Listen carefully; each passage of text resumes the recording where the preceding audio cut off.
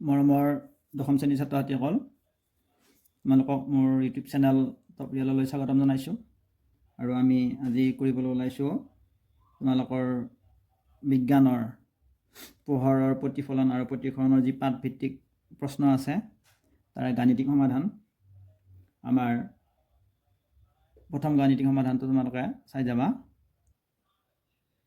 প্ৰশ্নটো হৈছে পোহৰ বায়ুৰ পৰা 1.5 প্ৰতিসৰণাংকৰ কাছত প্ৰৱেশ কৰিছে। কাছত পোহৰৰ দ্ৰুতি কিমান হ'ব? যদিহে শূন্যত পোহৰৰ দ্ৰুতি 3 × 10⁸ মিটাৰ পাৰ ছেকেণ্ড হয়, তেতিয়াহ'লে আমাৰ প্ৰতিসৰণাংক আমি যদি এন দি বুজাওঁ, স্মল এনক যদি প্ৰতিসৰণাংক বুলি কওঁ,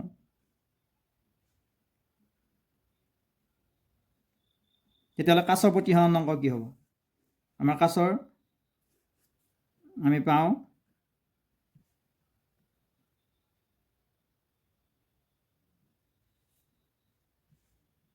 কাছৰ প্ৰতিসৰণাংকৰ সূত্ৰ, কাছৰ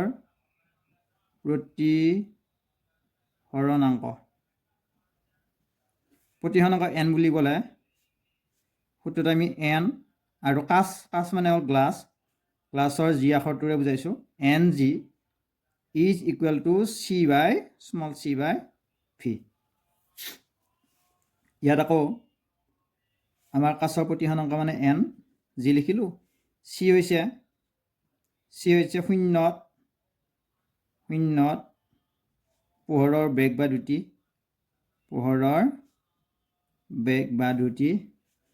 আৰু ভি হৈছে কাছত পোহৰৰ বেগক আমি ভিৰে বুজাইছোঁ, স্মল ভি। দিয়া আছে, কি দিয়া আছে? আমাৰ কাছৰ প্ৰতিসৰণাংক আমাক দিয়ে আছে এইটো 1.5।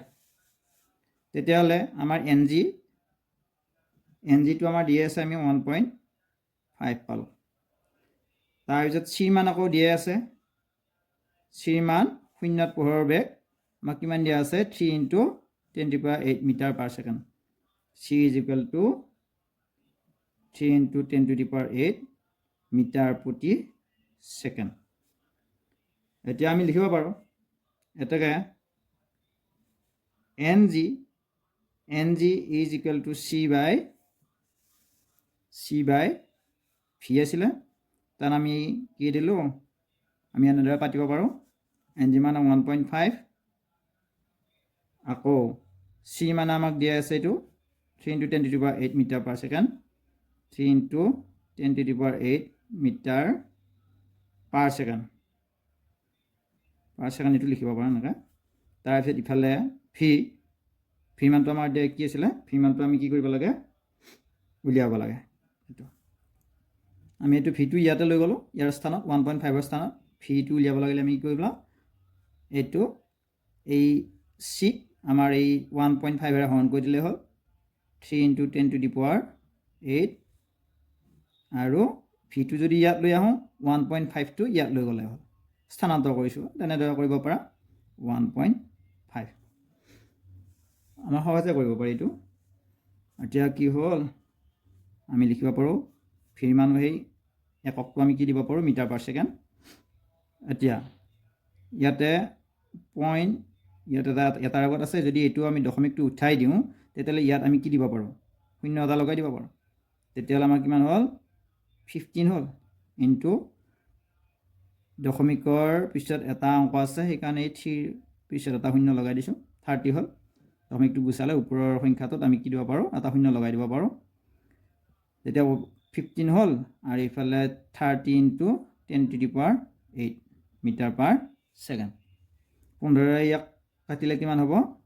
15 × 2 = 30, 2 × 10⁸ মিটাৰ পাৰ ছেকেণ্ড।